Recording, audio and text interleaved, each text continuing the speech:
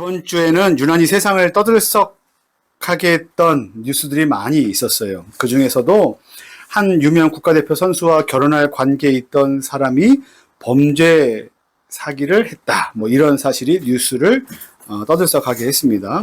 사건의 전말은 개인적으로 뉴스를 찾아보면 되리라고 생각합니다. 그런데 이 사건의 중요한 두 가지 핵심, 우리가 궁금해하는 것이 두 가지입니다. 하나는 어떻게 저런 하찮은 거짓말에 속을 수 있는가? 그리고 또 다른 하나는 어떻게 저렇게 다른 사람을 속일 수 있는가라는 겁니다. 이 두 가지를 푸는 열쇠를 저는 이렇게 생각합니다. 그 사람 안에 결핍된 욕구가 있었다라고 생각을 해요.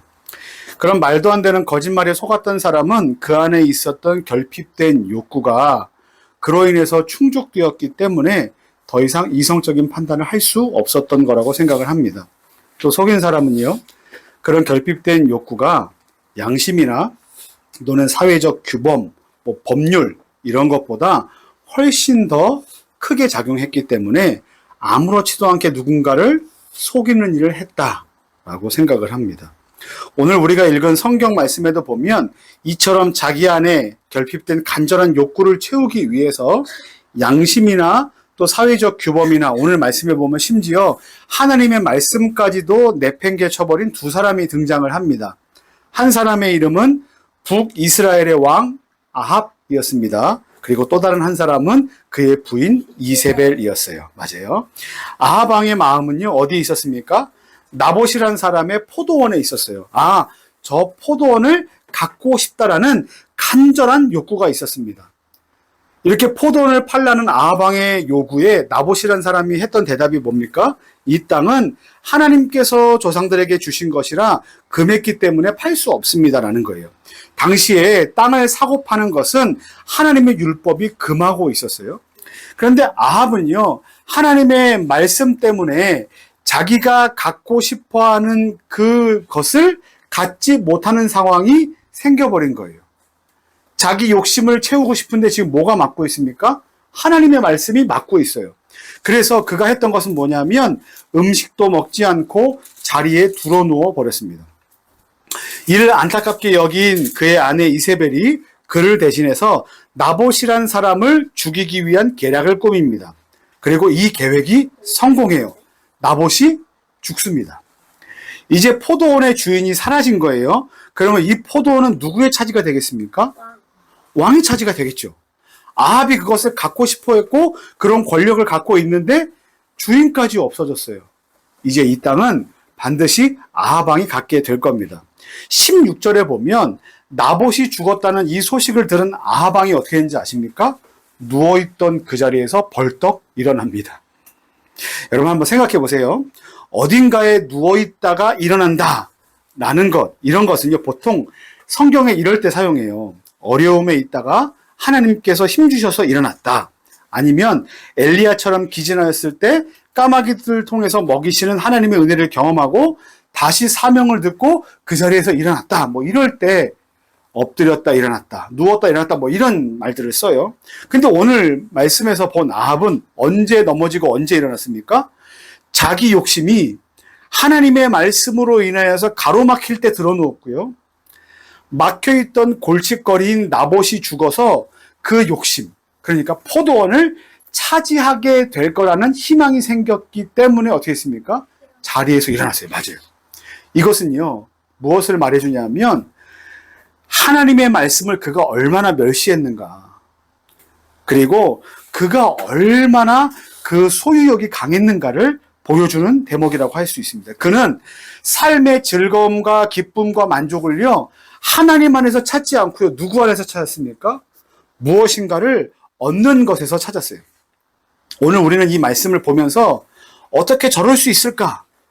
하지만 나와는 상관없는 얘기야 라고 생각하실 수도 있어요. 마치 제가 오늘 말씀을 시작할 때 앞에서 이야기했던 뉴스 사건처럼 저거는 나와는 상관없어. 나는 저렇게 속지 않을 거야. 나는 저렇게 속이지 않을 거야. 그리고 나는 저렇게 욕심이 그득그득하지 않아. 이렇게 생각할 수 있어요. 하지만요, 여러분 기억하십시오. 그 누구도 속을 수 있습니다. 그리고 그 누구도 속일 수 있습니다. 왜 그런지 아십니까? 우리 안에 결핍된 것이 욕구로 발현될 수 있기 때문에 그래요.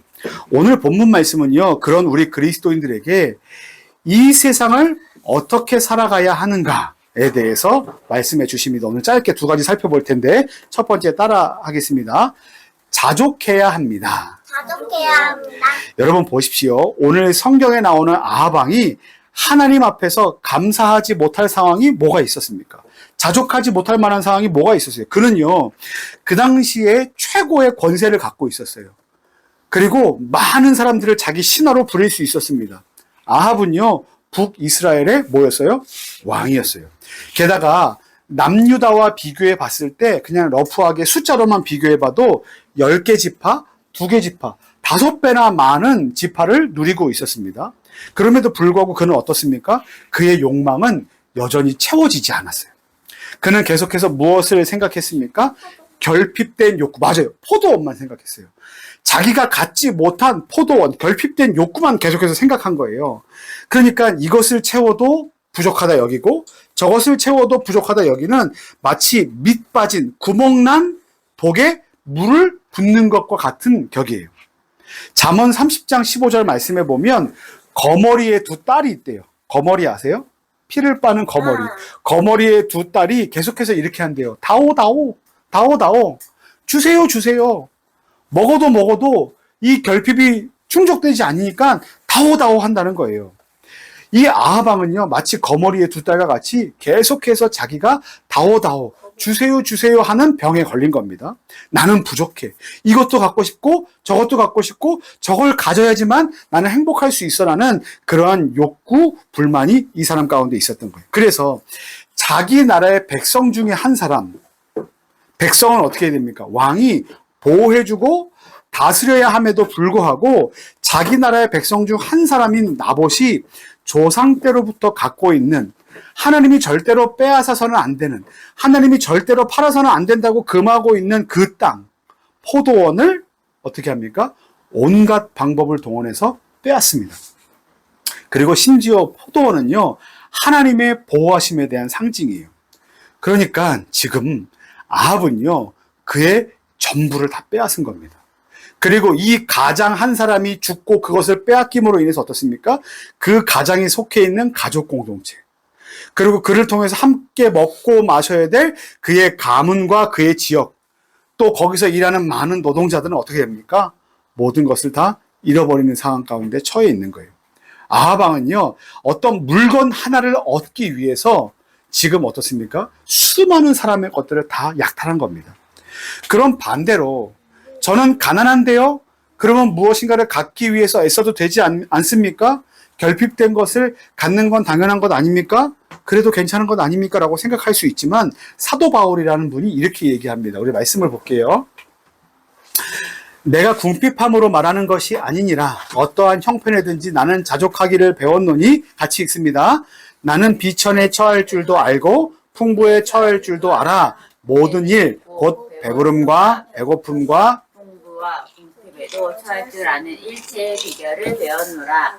내게 능력 주시는 자 안에서 내가 모든 것을 할 수 있느니라. 자, 사도 바울이 지금 뭐라고 말합니까? 빌립보서 4장에서 우리에게 중요한 것은 부한 것에 처한 것이나 아니면 가난한 것에 처한 것이나 우리의 위치가 중요한 게 아니다. 진짜 중요한 건 뭡니까? 이거예요. 자족하는 거예요. 어떤 상황에든지 자족하는 겁니다. 왜 그렇습니까? 자, 미래학자 최연식, 최윤식 두 분이 쓴 부의 사명이라는 책, 제가 이제 지난주에 계속해서 읽고 있는데 여기에 이런 내용의 글이 있어요. 제가 읽어드릴게요. 한번 보십시오. 성도가 갖기 쉬운 착각이 하나 있다. 자족은 상당한 수준의 재산이 있는 상태가 되었을 때나 가능한 행동이라는 착각이다. 또 이런 착각도 있다. 돈에 얽매이고 의지하며 물들고 사랑하는 마음은 부자에게만 있다는 착각 말이다. 이런 생각은 가난과 부요가 주는 각기 다른 은혜를 깨닫지 못하는 데서 오는 착각이다. 부요함은 선이나 축복이고 가난은 죄거나 저주가 아니다. 성경은 게으름은 죄이지만 가난이 죄라고 말을 하지 않는다. 성경은 가난에도 은혜가 있고 부요에도 은혜가 있다고 말한다 라는 겁니다. 여러분, 이 내용이 뭡니까?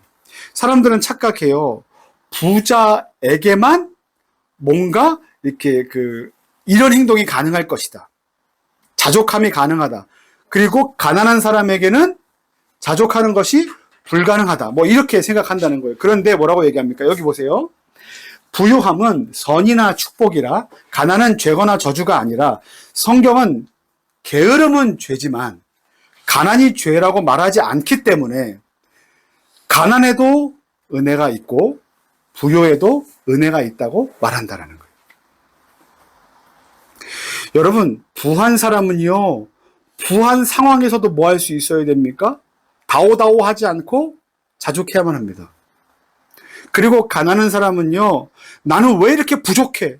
나는 왜 이렇게 없어? 라는 것으로 불평할 것이 아니라 하나님께서 내 인생 가운데 주신 그 은혜를 생각하면 또 뭘 해야 됩니까? 자족해야 한다는 거예요.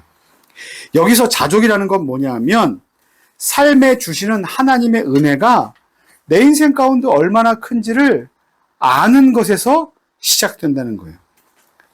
그래서 가난해도 반대로 부해도 늘 자신의 삶이 뭐라고 고백하는 겁니까? 하나님의 은혜라고 고백하는 거예요. 그래서 나는 감사합니다, 자족합니다 라고 생각할 수 있어야 된다는 거예요. 여러분, 질문 하나 드릴게요. 여러분들은 자족하고 계십니까? 만족하고 계세요? 여러분들의 삶이 정말 은혜라고 여기고 계십니까? 자족은요, 하나님의 은혜 안에 살아가는 것이 진짜 즐거움이고 진짜 기쁨이고 정말 큰 만족이라고 여기는 사람들이 할 수 있는 거예요. 아, 네? 아멘. 아멘. 시우가 네라고 대답했어요. 바라기는 오늘 이후로 그 전에 우리 삶 가운데 자족하는 마음이 없었다면, 그래서 무엇인가를 얻고 사고 그리고 누리는 것으로 나의 욕구가 충족되는 것이 기쁨으로 여기는 삶이었다면, 이제는 하나님의 은혜 안에 머무는 것이, 또 하나님께서 내게 베풀어 주신 은혜에 감사하는 것이 내게 참된 즐거움입니다, 만족입니다 라는 자족하는 인생이 되는 저와 여러분들 되시기를 예수님의 이름으로 간절히 축원합니다. 아멘. 두 번째, 따라하겠습니다. 독점하면 안 됩니다. 부의 사명이라는 책에 이런 글귀도 있었어요. 부유한 사람이 자족한다는 것은 하나님이 주신 재물에는 책임과 사명이 따르다는 것을 아는 것이다. 하나님께 선물로 받은 재산이 많아질수록 부의 불균형 분배를 해결하는 나눔의 책임도 커진다는 것이다. 종교개혁자 칼빈도 부자들에게 금욕주의나 재물에 포기할 것이 아니라 자신의 재력이 허용하는 한도 안에서 사회적 약자를 위한 선한 행동과 마음을 당부했다라는 거예요. 여러분, 이게 무슨 말인지 아십니까? 우리가 만약에 부자로 살아간다면, 부자로 살아간다는 건 내가 잘 먹고 잘 살고 많은 것들을 누리기 위해서 부자가 된 것이 아니라 하나님께서 그 부자가 된 사람에게 주신 책임과 사명이 있다는 거예요. 어떤 사명입니까? 내게 주신 것이 하나님의 선물인데, 선물이 많아질수록 혹시 그런 것을 누리지 못하는 그 가난한 사람에게 그것을 나누는 책임이 필요하다. 그래서 여러분들 부자들이 많은 가난한 어려운 사람을 돕는 일을 하는 겁니다. 그런데 여러분, 이처럼 우리가 가진 것이 있다면 그것을 나누는 책임이 있다는 것, 이와 같은 성경 구절이 뭐가 있어요? 룻기에도 보면 보아스가 이삭을 추수할 때 그것을 다 거두지 않고 남겨요. 누구를 위해서? 뒤따라오는 룻을 위해서. 이렇게 논이나 밭에 있는 많은 곡식이 있는데 일부분을 남겨요. 다 싹싹 베지 않아요. 그렇지 않는 이유는 뭡니까? 혹시 누군가가 그 당시에 지나가던 사람이, 배고픈 사람이, 가난한 사람이 먹을 수 있도록 배려하고 남겨두는 것이에요. 나눔의 책임입니다. 그런데 이처럼 나눔의 책임이 있다는 것은 반대로 뭘 얘기하는지 아십니까? 내가 모든 것을 독점적으로 활용해서 상대방을 압제하는 것으로 사용하면 안 된다는 거예요. 내가 모든 것을 싹 다 가지고 내가 이길 거야, 내가 다 얻어낼 거야. 그 다른 사람은 이 수익을 누리지 못하게 할 거야라는 이 독점하는 마음이 상당히 반성경적이라는 태도라는 겁니다. 이 얘기를 들으면 목사님, 저는 선량한 시민인데 제가 무슨 독점을 합니까? 제가 무슨 불공정을 합니까? 제가 무슨 착취를 합니까? 라고 말씀하실 수 있어요. 그런데 여러분, 이게 그렇게 간단하지 않습니다. 여기서 말하는 건, 성경이 말하는 것은 어떤 불공정, 착취, 독점 이러는 것을 행위적으로 지금 하는 것뿐만 아니라 우리의 마음 태도를 늘 말하고 있기 때문에 그래요. 만약에 한번 이런 경우를 생각해 보십시오. 여러분들이 어떤 사업체를 운영하고 있습니다. 뭐 치킨집이든 편의점이든 카페든 식당이든. 그런데 옆에 다른 프랜차이즈 동종업계가 문을 딱 엽니다. 그러면 여러분 마음이 어떻겠습니까? 아, 행복하다라는 생각이 드십니까? 아니면 어떻게 이럴 수 있지라는 마음이 먼저 드시겠습니까? 여러분, 마냥 행복해 할 수만은 없어요. 여러분, 이건 당연한 마음입니다. 근데 교회들도 그래요. 우리 교회 옆에 누군가 자기가 이렇게 목회하는 그 교회 바로 옆에 어떤 건물에 뭐 다른 교단이든 같은 교단이든 어떤 교회가 새롭게 문을 열면 목사님들도 경계하고 싫어합니다. 또 알바나 직원들에 대한 마음과 또 대우는 여러분 어떻습니까? 혹시 여러분들 사업체를 운영하고 계실 때 빠듯한 수입에서 급여를 나눠야 하기 때문에 어려움이 있습니다. 하지만 그럼에도 불구하고 진심으로 알바나 직원들 분들을 존중하고 배려하고 아끼는 마음으로 대하고 계십니까? 아니면 기브 앤 테이크 정도로 생각하십니까? 아니면 주는 것보다 그 직원분들에게 받는 것이 훨씬 더 커야 하다고 생각하십니까? 반대로도 가능해요. 이제 직원들의 입장에서, 알바의 입장에서 여러분의 직장이나 회사를 어떤 마음으로 다니십니까? 하고 있는 일에 마음을 담고 있습니까? 아니면 대충 일하는 시간만 때우다 가면 된다라고 생각을 하십니까? 법인카드는 그래도 되는 카드야라며 그동안 못 먹었던 것을 실컷 먹을 수 있는 마법 카드라고 여기지는 않으십니까? 영수증 청구의 기준은 어떻습니까? 투자도 마찬가지입니다. 선의의 투자도 있지만요. 그렇지 않은 무자비한 약탈적인 투기도 있습니다. 또 집값이 많이 올라서 하나님의 은혜라고 목장 모임이나 숲 모임에서 이야기하고 또 마음을 나누지만 그로 인해서 여전히 내 집 마련을 하지 못한 누군가가 있다는 것을 혹시 잊고 살지는 않습니까? 또 교회 안에 있는 지체들 간의 관계도 이럴 수 있어요.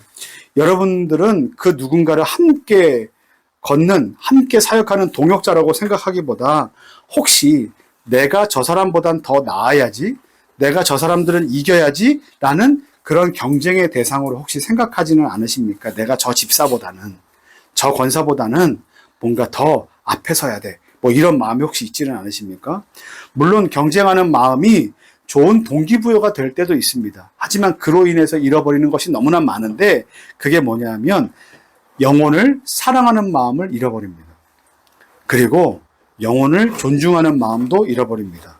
그리고 그 사람과 동역하는 그 관계까지도 잃어버리게 됩니다. 목회자들끼리도 그래요. 누가 그럽니다. 목사님들은 회사 생활을 안 해봐서 직장 생활을 잘 몰라요. 이렇게 얘기하시는 분들이 있어요. 근데 그건 오해입니다. 목사님들도 직장 생활을 잘 압니다. 물론 목사는 직업도 아니고 교회가 직장도 아니지만 어떤 의미에서 그렇게 말씀하시는 분들이 직장이라고 말하는 곳이 목회자들에게는 교회일 수도 있습니다. 저는요, 교회라는 곳에서 만년 승진 못하는 무능력한 선배의 마음도 체험해 봤습니다. 얼마나 비참한지 모릅니다. 또 교회라는 곳에서 좋은 성과를 내지 못했을 때 이렇게 받게 되는 무능력한 선배에 대한 대우도 체험해 봤습니다. 그런 평가와 말들이 얼마나 비수가 되는지 모릅니다. 그래서 마음속에 품게 되는 게 뭔지 아십니까? 내가 저 사람만큼은 반드시 이겨보겠다. 근데 여러분, 그런 마음이 드는 순간 동역자가 아니라 경쟁자와 대결 구도밖에 되지 않습니다. 우리는 어떻습니까? 하나님께서 저와 여러분들에게 주신 것이 이미 많습니다. 근데 그렇게 우리에게 주신 은혜들을 보지 못하고 계속해서 어떻습니까? 나와 남을 비교해서 우위를 차지하는 것을 만족과 기쁨으로 여기려고 합니다. 누군가 SNS에 좋은 사진을 올려놓으면 내가 저 사람보다는 더 좋은 것을 올려보겠다라는 마음이 혹시 우리 가운데 있지는 않습니까? 그래서 여러분, 불꽃놀이 축제를 하면요, 불꽃놀이 축제를 볼 수 있는 명당 호텔 자리가 200, 300, 600인데도 지금 현실에 살아가는 많은 청년들이 그것을 예약하고 그 하룻밤을 위해서 그 돈을 쓴다는 거예요. 한참 2, 3년 동안 뭐 유행했던 게 뭐예요? 오마카세 아닙니까? 오마카세? 한 끼 식사에 20만 원, 30만 원 쓰기를 아까워하지 않아요. 그래서 일주일, 그 다음에 한 달, 그리고 앞으로 1년을 굶어도 괜찮답니다.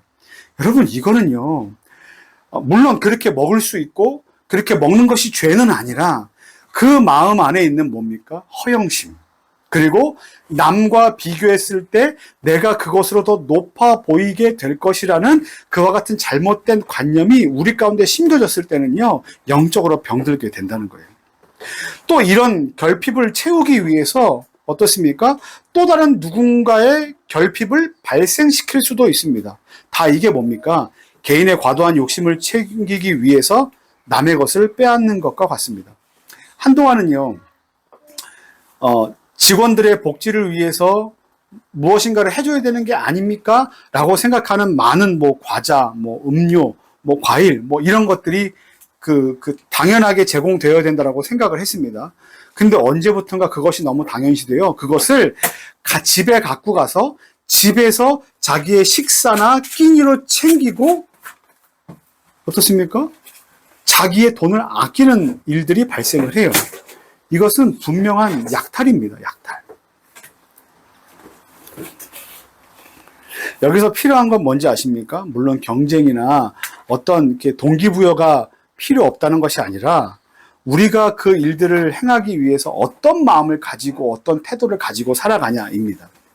만약 여러분들이 생각하는 그 어떤 결핍을 채우기 위한 그 행함 때문에 우리의 눈에 하나님이 보이지 않는다면, 그리고 이웃이 보이지 않는다면 그것은 영적으로 위험한 수준에 있다는 것을 보여주는 겁니다.